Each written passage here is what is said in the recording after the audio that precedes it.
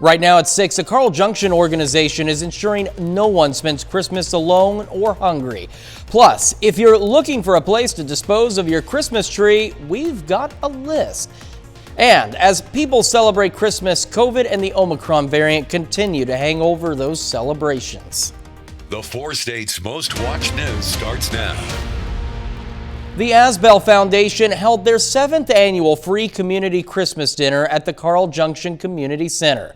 Now, it all started when the organizer's father-in-law passed away 7 years ago. She says it was too difficult to celebrate the holiday without him, so they decided to create a way to celebrate with the community instead. Anyone was able to come by for a free meal and free company. And we wish that there was some place for us to go or serve or do something a little different, and we really wanted it to be something for everyone, not just people that were in need, but just people who maybe just didn't feel like cooking or empty nesters. Asbel says they start preparing for this meal as early as November to get everything together by Christmas. While many of you may still be rocking around the Christmas tree tonight, some of you may already be thinking of how to dispose of that big fir tree in the living room. And the city of Joplin has you covered. Starting tomorrow, you can drop off Christmas trees at 3 convenient locations: Humphrey Park on Utica Street in the Royal Heights neighborhood, McIndoe Park at Glendale and Jackson Avenue. And if you go there, they ask that you place your trees in the southwest corner of the parking lot. And lastly, the Public Works Center at 1301 West 2nd Street. Of course, you need to remove all your decorations and place them near the sign that says Christmas Tree Drop-Off at one of the locations on your screen. The city will accept the trees through January 31st. Another mild Hawaii-like Christmas day. Nick Kelly joining us. At least we topped out in the 60s today, Chris. A little bit cooler compared to the 70s that set records the other day, but we kept things quiet first and foremost on this Christmas day. Still looking at the very last few of the sun's rays in the western horizon from 7th and Rangeline. Believe it or not, we actually have partly to mostly sunny skies throughout the afternoon hours, but now we're starting to see more cloud cover really pick up as the front that pushed on through this morning, actually the backside of it, especially the warm front, that's what's coming back into play tomorrow. That's what could put some of us back in the 70s again for the end of this holiday weekend. But in the short term, it's a bit chilly outside. In fact, these are numbers that we should expect at this time of the evening on a late December day. Near 50 to about the mid-50s across much of the region, and thankfully that breeze a lot calmer compared to the other day. But with mostly cloudy skies in the forecast, we don't see a big drop-off in temperatures. Mid-50s right now, upper 40s by midnight. I think most of us will be in the lower to middle 40s by Sunday morning. Chris will break down up and down temperatures down the road and a few systems on tracking too here in a bit. All right, Nick, thank you. Well, from NASA astronauts in space to Americans right here on Earth, millions are celebrating Christmas, but once again against the somber backdrop of the pandemic. The Omicron variant continues to spread across the nation, even taking a toll on holiday travel with hundreds more flights canceled on Saturday. Elise Preston is in New York with the latest. No matter where I am, no matter how far away I am from all of you, that my heart is always with you. Astronauts aboard the International Space Station sent Christmas messages to friends and family back home. Holy night. In Virginia and across the nation, there was caroling. But even with the festivities, it's hard to forget that it's yet another Christmas the world is battling COVID-19. With more flights canceled Saturday, staffing issues tied to the virus are disrupting travel during one of the busiest times of the year. And as the highly contagious Omicron variant now detected in every state spreads, many travelers are mindful of health and safety. It definitely is, especially going home and having at-risk siblings. So it's definitely something that I am worried about. We've been very big on masks and stuff. She's too young to get vaccinated. So it's obviously a worry. About 2 years into the pandemic, many church services, like the ones being held here at New York's Cathedral of St. John the Divine, are being held online. Jill and I know how hard it is for you. At the White House, President Biden and the First Lady met virtually with U.S. military members serving around the world to wish them a Merry Christmas. As your Commander-in-Chief, I wanted to take this opportunity to say thank you. Thank you, thank you. President Biden and the First Lady also attended church services virtually Friday from the East Room of the White House. Elise Preston, CBS News, New York. The CDC says Omicron now accounts for about 3 out of every 4 new COVID-19 cases in the U.S. Infections spiked 45% from the previous week and have more than doubled since the beginning of December. And we take this time now to honor one of our many 4-state heroes. Tech Sergeant Lawrence Golden served in the Army during World War II in central Iran, his hometown, Altamont. And we're proud to recognize Tech Sergeant Lawrence Golden, tonight's 4-state hero. Well, still ahead, France records a record number of COVID cases. And COVID case records have been broken in Italy for the 3rd consecutive day. France reported a record-breaking 104,611 COVID-19 cases on Saturday, the highest daily number since the pandemic began, and first-time numbers break the 100,000 threshold, according to the health ministry data. On Friday, the French government announced that President Emmanuel Macron will host a virtual meeting with ministers on Monday to discuss the coronavirus crisis. Italy reported its 3rd consecutive day of record-breaking new COVID-19 cases on Saturday, according to their health ministry data. With more than 54,000 new daily COVID-19 cases on Saturday, this is the highest daily figure since the pandemic began. That's up from Friday's record of 50,599, which itself had surpassed the previous day's record of just around 44,000 cases. The country also reported a further 144 deaths and 33 more patients in intensive care units on Saturday. Research from Italy's Superior Health Institute published on Thursday shows that the Omicron variant is rapidly increasing across the country. The Indian Prime Minister Narendra Modi announced Saturday that the country would start the process of vaccinating children between 15 and 18 years of age. The vaccination program will begin on January the 3rd. No details have been provided yet on which vaccine would be distributed. Modi also announced the start of distribution of booster shots for individuals above 60 years with pre-existing medical conditions, healthcare personnel, and frontline workers. This program will begin on January the 10th of next year. Life expectancy in the U.S. dropped significantly, and the FDA has given emergency use authorization to 2 pills that treat COVID. Michael George has some of the week's top health stories. The Biden administration and U.S. health officials are hoping Pfizer and Merck's new COVID-19 pills will keep infected people out of the hospital and prevent deaths in the new year. Both pills received the green light from the FDA this week. They should begin shipping across the country next month. How prepared healthcare workers are to treat COVID varies greatly depending on training and financial factors. PLOS One studied workers in 57 countries and found doctors and nurses in countries with less wealth were less prepared to fight the virus. Women also ranked lower on preparedness tests. And life expectancy in the U.S. dropped to 77 in 2020, 1.8 years shorter than the year before. The annual report from the CDC also found that COVID-19 was the 3rd leading cause of death, behind heart disease and cancer. Infant mortality dropped by 2.9% in 2020 to a record low. Those are some of the week's top health stories. Michael George, CBS News, New York. Later on the KOAM News at 6, NASA launches a new telescope. We'll tell you about its mission. Plus, we'll stay mild to wrap up the holiday weekend tomorrow, but the final days of 2021 could be a bit interesting. We'll break down the forecast next. Chevy.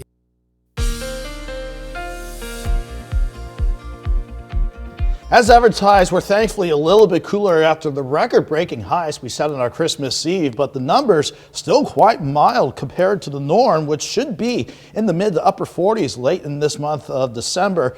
Still amazing to see that we hit a high of 75 degrees the other day. We actually had midnight highs right around 70 degrees, but as advertised, that cold front came through, and with a little more clearing than I expected, we dropped into lower 50s to Joplin this morning, but right around 63, maybe 64 for some of you this afternoon. As far as how we look going down the road to wrap up 2021, I'm seeing the backside of the frontal system actually come back in on Sunday. That could maybe bring a few showers our way, but it'll mainly keep us mostly cloudy for your Sunday. I see another system with thunderstorm chances, believe it or not, on Tuesday. And then as we head toward New Year's Eve looks okay, but by Saturday and going into Sunday, another system with thunderstorms and maybe some possible snow as we wrap up New Year's Day. So quite a bit to watch down the road, but thankfully all is calm at 6:14 on this Saturday evening. But 54 in Joplin with the calm breeze and the humidity not too bad at 64%. Some of our northwestern counties already trying to sneak back into the upper 40s, but most of us are between 50 to about 55, 56 degrees, except for maybe Cassville around Table Rock Lake. They're sitting right around 60 still. But the wind, it has been a much better scenario today compared to the windy day that brought us to record warmth. Look at how we've got pretty much a calm breeze all across the board, even though it's out of the north, at a light clip, I should say. But even though that breeze is light, the mostly cloudy skies means we're not going to see a big drop in temperatures tonight. We'll be near 51 by 10, 49 by midnight. Most of us dropping back, mainly lower in the middle 40s as we head into your Sunday morning. The big setup thankfully shows not a lot of action here, but cloud cover continuing to build along in the head of the backside of this frontal system. Again, this was the cold front that pushed on through this morning, but we're going to have this warm front lift back through tomorrow before that cold front sends us back to maybe a bit of a chillier setup for our Monday. In the short term, though, mostly cloudy as we go through the overnight, but no rain to worry about. Overnight lows dropping back into the 40s. Then as that warm front lifts on through, you can see how temperatures go into the mid 60s by lunchtime and then pushing into the upper 60s to lower 70s. And again, as that front rolls on through, maybe a couple of showers during the afternoon and maybe early tomorrow evening. But 46 in the morning, 67 by noon, highs around 72. We're dry Monday. And then looking down the road, here's one system for Tuesday, sticking with Doug's pattern. This could be a good shot for thunderstorms, mainly Tuesday morning and maybe Tuesday afternoon. Then we look okay for Wednesday and Thursday. Here's New Year's Eve Friday. We look dry, but here comes Saturday. This is the wave to watch. Out ahead of it, thunderstorm chances for New Year's Day. And then depending on how fast the colder air gets in here on the backside of that, Saturday night into that Sunday, possibly that system could end as snow. So that's the system we're going to watch closely as well. 72 tomorrow, 60 Monday, 67 on Tuesday. And then finally more normal temperatures, at least for Wednesday and Thursday. But it's going to be kind of a shock to the system going from mid 70s yesterday, Chris, to lower to middle 40s by Wednesday and Thursday. Yes, there are certainly some systems to watch, that's for sure. Absolutely. Thank you so much. Well, up next, between the holidays and the ongoing pandemic, loneliness is a fear many are facing. We're going to hear one woman's story and learn what some are doing to fight that loneliness. Well, the fear of being alone is something that many of us think of facing as we get older, and some are already facing that fear, and the holidays tend to enhance that lonely feeling, and the pandemic has forced it onto many of us. CBS's Silva Braga brings us one woman's story and what some are doing to combat loneliness. As she nears her 80th birthday, Marilyn Warner has lived a full life, but she's lived most of it in an empty house. I've lived alone for 55 years. Well, yes, she told us some of those years she was a single mom to her son or spent time with her granddaughter. But adult companionship has eluded her. The difference is not having somebody next to you, attending a wedding without a partner, and you don't have someone holding your hand when you walk down the street, which I miss that. Yeah. Everybody struggles to some degree or another with connecting with others. Dr. Jeremy Nobel has made loneliness his life's work. We're trained in our culture reflexively that being lonely is something awful. It is a character flaw for many people as they perceive it. And Nobel has been arguing for years that taboo or discomfort discussing loneliness is fueling a public health crisis. Loneliness increases inflammation. It reduces immune capabilities. It increases blood pressure. Just from being lonely? Just from being lonely. And so, when coronavirus pushed billions of people into ever more insular lives, Nobel saw the hallmarks of a crisis, but also an opportunity. During the pandemic, what went from a topic no one wanted to talk about, which is I don't have the connections I need, became a topic everyone was willing to talk about. And in fact, we were united in our loneliness, facing a common enemy, the pandemic. Well, welcome everyone. Thank you so much for being here. Nobel finds hope in rooms like this one. Hi, my name is Edwin Hadaway. Where staff from the Long Island Jewish Medical Center, one of the first places that dealt with the impact of coronavirus, shared with each other the ways it had pulled them apart. People say, oh, it was a traumatic experience, but it made you stronger. But how did it make us stronger? The format, called a creativity circle, was developed by Nobel's Foundation for Art and Healing. We introduced creative expression. You're literally going to draw a map. Some chance to make something that allows you to express thoughts and feelings in a way that's often hard to express. So when I look at this, the majority of my time is either spent in traffic. I get up, I take care of my elderly mom. I don't get a lot of people contact these days. Shannon Carey rode out the pandemic mostly alone. I'm usually by myself. Something she had begun to accept after getting divorced. I was with somebody for almost 20 years. So to not have them in my life anymore was definitely scary. What we do with that fear is what Nobel is trying to change. People are often surprised at how easy it goes when they can somehow summon up the courage to tell even a little bit of their story and allow themselves to be seen by others. And dance has been my thing since I was 3 years old. For Carey, that connection came when an old high school friend mentioned she was taking adult dance classes. It had been a really long time since I had put a pair of tap shoes on, but I found my old pair of tap shoes, and it was like no time had passed at all. And I'm very grateful for her for that, because she had no idea what kind of influence that was going to have on anybody at the moment, never mind me saying, hey, can I come with you? Is that okay? It was an important step. Was that a hard step for you? It was scary. I was very much afraid to kind of put myself out there again from that perspective. Afraid of what? That I couldn't do it, that my body just wasn't going to let me do it. But I also think for me, I found I could communicate better. I found I was open to conversations more, which was not something I did easily, let's put it that way. Yeah. I held on to a lot of stuff for a long time, but the healing has happened because of it. Marilyn Warner had long used international travel and volunteer work to fill her calendar, but when coronavirus forced her inside, she found a new surprising outlet. That was cool. Zoom calls with high school students, organized by DeRote, a New York nonprofit. And I truly look forward to these conversations. This year, she formed a bond with Nathaniel Tenenbaum, a senior at Brooklyn Tech High School. And on the last warm day of fall, so great to finally see you. They met in person for the first time. Oh, this is so cool. This is so cool. I think we need things like this just to get our social engines working again. And it's like talking with a stranger and getting to know them definitely takes certain skills that are like intimidating to develop, but oh, I didn't know necessary. that. I never got that impression, so that's neat. Take a look at this. There are bad times, and I cannot honestly say that I've never been depressed. I have. I've had very bad times. But the more things you get through, the more you know you can get through things. And here you sit. And here I sit. But it takes other people.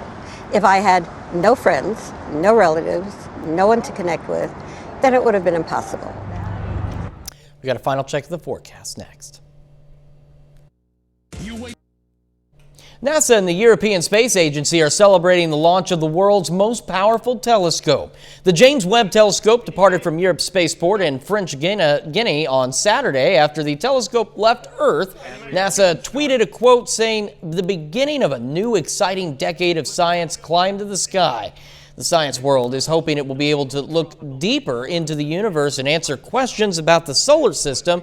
It's also expected to study some exoplanets in some new ways.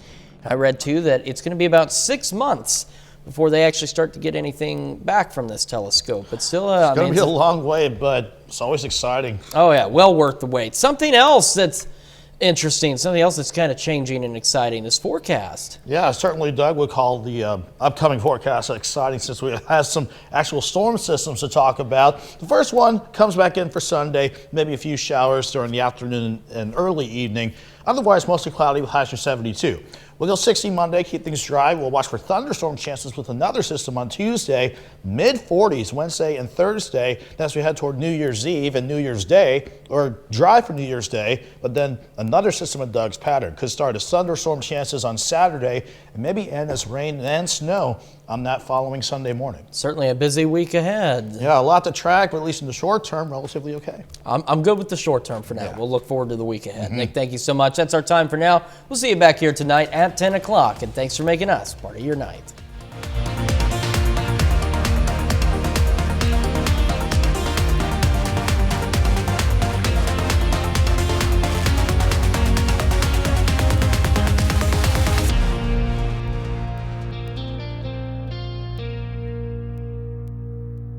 Salon service is provided.